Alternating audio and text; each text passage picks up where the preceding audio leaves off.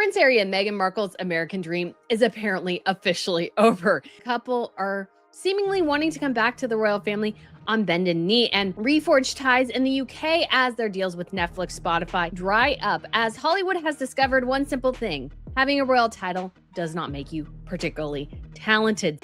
The common narrative around Harry and Meghan's recent UK visit goes something like this. They slipped into the country, met with King Charles, the children finally saw their grandfather, and reconciliation took another step forward. Mission accomplished for the Sussexes. A family healing moment dressed up as a quiet victory. Except that version of events misses something rather major. According to a well-placed source speaking to Neil Sean, Prince William predicted exactly how this would unfold, down to the smallest detail, and he advised his father before the visit ever happened. William reportedly told His Majesty that if the meeting proceeded under strict conditions, Harry and Meghan would ultimately expose themselves, and that is precisely what has happened. The source describes it plainly. William knows exactly how to play Markle. What's interesting though is that William, I can tell you this for a fact, knows exactly how to play Markle, right? And very quickly, as he pointed out to His Majesty the King, that this would happen, and now it is. He understood that she would be unable to resist her usual patterns, that the leaking would start, that the demands would surface, that the visit would backfire in ways the Sussexes never anticipated. Only now, according to this same insider, does Meghan Markle realize that Harry's grand scheme of re-entering royal life and putting themselves back on the pedestal has completely fallen apart. What makes this particularly fascinating is the timing. This was not a spontaneous family reunion driven purely by emotion. The palace knew Harry wanted something more than tea and biscuits at Highgrove. He wanted legitimacy. He wanted the optics of inclusion. He wanted, if the reports are accurate, to establish something resembling the half-in, half-out arrangement that the late Queen explicitly barred them from pursuing back in 2020. William saw all of this coming. He understood the patterns, he recognized the playbook, and he positioned himself accordingly, staying completely absent from the entire visit, while letting events unfold exactly as he predicted they would. The question worth asking then is, what exactly did he anticipate that Meghan failed to see? The answer starts with security. Harry has spent years fighting legal battles claiming he needs armed royal protection in the United Kingdom. He has sued the government. He has described the situation as an establishment stitch-up. His entire public position has rested on the argument that he and his family cannot safely travel to Britain without police protection. Then he arrived undetected. His wife arrived undetected. His children arrived undetected. They moved through the country, attended private meetings, and departed without incident. The palace, whether intentionally or not, demonstrated something Harry's lawyers would rather the public forget. The royals cleverly proved that Harry and Meghan can turn up and down the country without being spotted, without any highlights, without armed officers clearing their path. This undercuts the entire legal argument he has been making for years. His ongoing lawsuit against the government suddenly looks less like a safety concern and more like what critics have always suspected it was: a flex, an ego trip, a demand for the trappings of royal status without the responsibilities that come with them. The meeting itself lasted approximately 47 minutes. That figure comes from sources close to the situation, and the description of what happened during that time tells its own story. Very perfunctory, according to Neil Sean's source, not a reconciliation. There were no tears, there were no great emotional moments. This was not the healing summit that certain headlines suggested. Charles made time to see his grandchildren, which any grandfather would understand, but the encounter carried none of the warmth that Meghan apparently expected. She believed, according to the same source, that because of the offer of the children, suddenly now it was going to shift a gear and she might get the gear that she wanted. She thought the king would become more accommodating, that doors would open, that perhaps the photographs would flow and the narrative would turn. None of that happened. The photographs never came. Highgrove is a private residence, and Meghan reportedly liked the idea of Highgrove because this is a private residence, and pictures of her children, Harry's children, in this private residence with the king would have been tremendously valuable. She could already envision how those pictures would play across magazine covers and social media feeds. The visual proof of reconciliation, of acceptance, of her children being embraced by their royal grandfather in his private sanctuary. That was the prize she came for. The king's own photographer controlled all imagery. They left with nothing. The palace retained complete control, and whatever assurances may have been made about pictures following later, they have not materialized. Meghan walked into what she thought was an opportunity and walked out with empty hands. But the real trap was not just the visit itself, it was what happened afterward. William reportedly predicted that despite any agreements about discretion, the leaks would begin. People magazine, other friendly outlets. the drip of information that always seems to follow the Sussexes wherever they go. Neil Sean's source characterizes Meghan as someone who cannot keep a trap shut for long. Leaking is described as her oxygen. She could not help herself, even knowing the consequences. The pattern is so established at this point that palace insiders apparently factor it into their planning. They know what will happen, they prepare accordingly, and when the leaks arrive, they serve as confirmation of everything William warned his father about. The Emmy nomination for With Love Meghan added another layer to this situation. According to sources, she already knew about the Emmy thing before arriving in Britain. The plan, apparently, was to stack positive press upon positive press. The family reunion, the Emmy buzz, the triumphant return. Instead, the nomination drew mockery because the show had been canceled and the categories she was nominated in were obscure at best. Industry observers noted that production companies pay to have their projects considered for these nominations, and the niche category she landed in featured competitors most viewers had never heard of. One commentator noted that the show's highest ranking in the first half of 2026 placed it around 4,700 out of 8,000 titles, with approximately 300,000 views. For a show that should be endlessly watched because it is evergreen content, those numbers are pathetic. This was not the validation she wanted. This was a participation trophy dressed up as an achievement. If the palace understood that leaks would inevitably follow, why allow the visit at all? The strategic value lies precisely in the exposure. Charles gets to say he saw his grandchildren. He fulfills his obligations as a father and grandfather. He cannot be accused of shutting Harry out entirely. But if anything from that meeting ever surfaces in the press, if details emerge in a future interview or memoir, the king has grounds to end the relationship permanently. One source put it starkly: if it is ever leaked or if anything comes out, he will never entertain them again. The trap works in both directions. Silence preserves the possibility of future contact. Leaking destroys it forever. And given Meghan's established patterns, the palace may simply be waiting for the inevitable. What remains striking about Harry's positioning throughout this entire saga is his apparent disconnect from reality. UK reports indicate that Prince Harry still sees himself as a working royal. He wanted to be treated like working royals when in the UK. The palace position could not be clearer.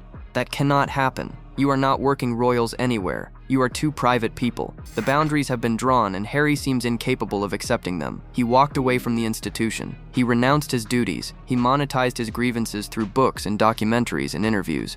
And now he expects the institution to welcome him back on his own terms. The delusion would be almost impressive if it were not so damaging to everyone around him.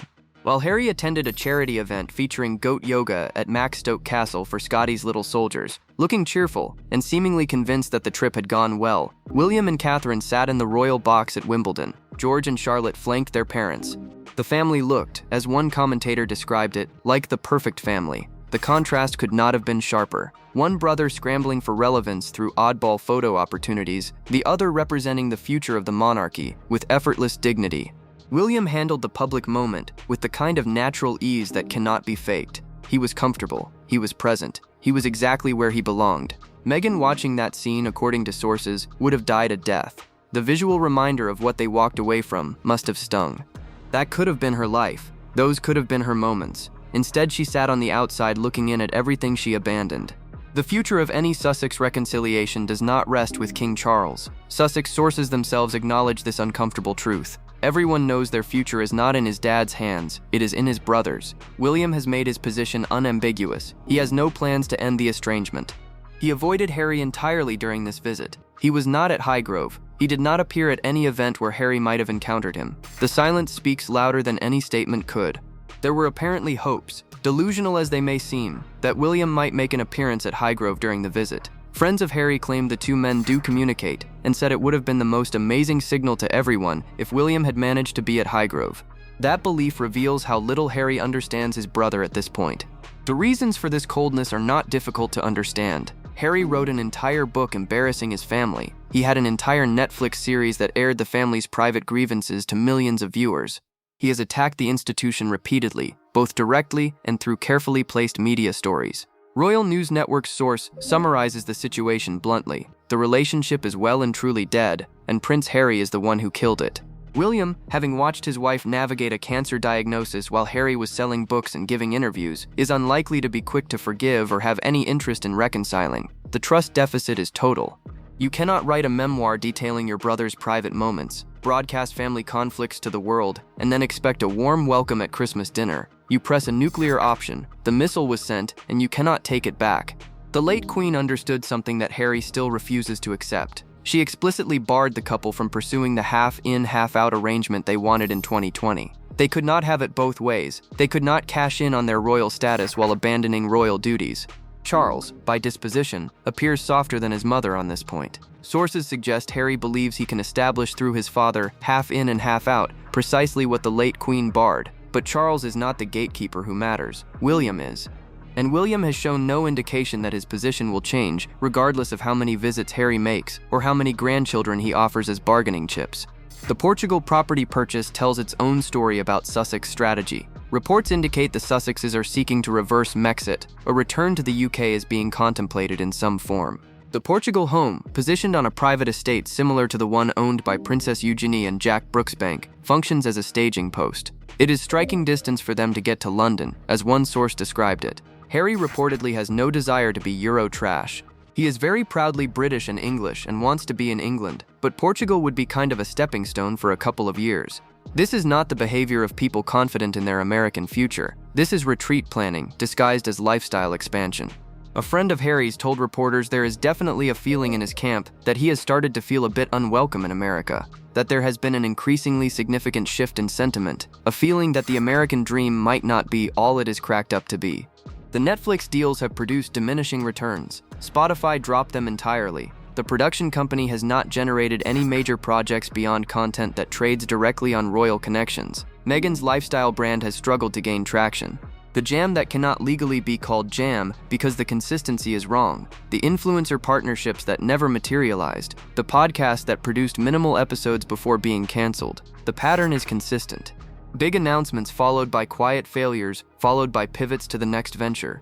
What strikes observers most is that Meghan herself apparently supports reconnecting with Harry's English side. She is fully behind it, according to sources. She is all for rekindling and reconnecting with Harry's English side. This represents a complete reversal from the woman who could barely conceal her contempt for royal protocols and who called the institution she married into racist on international television. Meghan would not be doing this if she was successful, as one source observed. This is the greatest indication that she is not getting deals, that people are not coming through, that the projects are all dead in the water. Hollywood has apparently discovered what many suspected from the beginning. Having a royal title does not make you talented. It does not make you a producer. It does not make you an author or an actor or a lifestyle guru. A royal title does not magically imbue you with the talents you never ever had. Harry's own evolution appears equally telling. Sources describe a growing awareness that he was living her life, not theirs. One source put it directly, "I do not think he has ever wanted to be estranged from his family. I think when he was madly in love with Meghan, he could be blind enough to choose her. Now things are different, and the veil is lifting. He went along with everything thinking it was what they wanted, but the dreams belonged to Meghan. The Freedom Flight, the Netflix millions, the Spotify contract, the California mansion, all of it was her vision. Harry followed because he was madly in love. Now the honeymoon stage is definitively over. The money pressures are mounting. And Harry is apparently starting to realize that he traded his entire family, his entire identity, his entire purpose for someone else's ambitions. The marriage itself, according to Neil Sean's source, is not the happiest of places. They are both in totally different directions. Harry's Dragon Slayer campaign, the court cases, the security battles, has completely failed. He lost catastrophically against the Daily Mail, with all 97 allegations thrown out. The judge he then attacked for presiding over what he called a whitewash is the same judge who will now determine what costs Harry must pay. Former Justice Secretary Alex Chalk called the attack over the top, personal, and unacceptable, noting that judges act in the name of the king and swear an oath of allegiance to the sovereign. Another former Justice Secretary, Sir Robert Buckland, said the tone and content of the attack was not appropriate and that the king would not be happy with these remarks. Harry managed to insult his father's courts while simultaneously ensuring the judge deciding his financial fate had every reason to rule against him. The cost decision is expected around the 29th of July, and given the £50 million price tag of the case, the financial implications could be severe. Former staff members describe Harry as childish and giggly, someone with whom you cannot really have an adult conversation unless it has been schooled together, like the rehearsed speeches he gives for Invictus. His recent podcast appearance confirmed this assessment for many observers. Asked to state his occupation, he fumbled through several answers: full-time dad, British Army veteran, Prince of England, before finally settling on Duke, a 41-year-old man unable to articulate what he does with his life. The emptiness was visible. When asked his full name, he included Duke of Sussex, revealing that his entire identity remains built around the royal connections he claims to have rejected. If he actually cared about promoting Invictus, the founder of the Invictus Games should have been the first words out of his mouth. Instead, it was an afterthought buried beneath his confusion about who he even is anymore. Meghan, for her part, failed to receive the acknowledgement she apparently expected at a recent red carpet event. Harry walked the carpet for a sports award without mentioning her Emmy nomination, which was apparently what she was looking for. The cues he used to hit without prompting, the praise he used to heap upon her publicly, seemed to have stopped flowing. Whether this represents exhaustion, resentment, or something else entirely remains unclear, but the dynamic has shifted. The man who once could not stop talking about how brilliant and intelligent his wife was, now walks past reporters without offering her the validation she craves. The royal family plays a long game. The late queen understood this instinctively. She really knew how to handle people. There is a lovely story about how she handled Prince Edward's early relationship with showgirl Ruthie Henshall, arranging for them to bump into each other casually while walking the corgis at Windsor, rather than staging a formal, intimidating meeting. It just took the sting right out of it. She understood people. She understood timing. She understood that sometimes the best strategy is simply waiting for others to reveal themselves. William appears to have inherited this approach. The Highgrove meeting may have served its purpose precisely by allowing the Sussexes to expose themselves without palace intervention. Give them enough rope and they will demonstrate exactly why reconciliation remains impossible. September looms with major implications. Harry has confirmed he will return for the Invictus Games in Birmingham, 10 full days. Meghan reportedly plans to attend the entire games for the first time in their history. She has never attended a full Invictus Games before. The children will likely be shown publicly. Harry apparently wants them to experience some of the atmosphere of the games, to see what he does, to understand this thing that remains close to his heart. The stakes for this visit could not be higher. Every moment will be scrutinized. Every leak will be remembered. Every deviation from agreed protocols will be noted. If Meghan cannot resist the spotlight, if she wrestles microphones or walks in front of veterans or turns the focus toward herself, as she has done before, the damage will be immediate and lasting. The questions multiply without easy answers. Will William maintain his total separation from his brother? Will Charles's apparent softness continue to undermine whatever unified position the palace attempts to hold?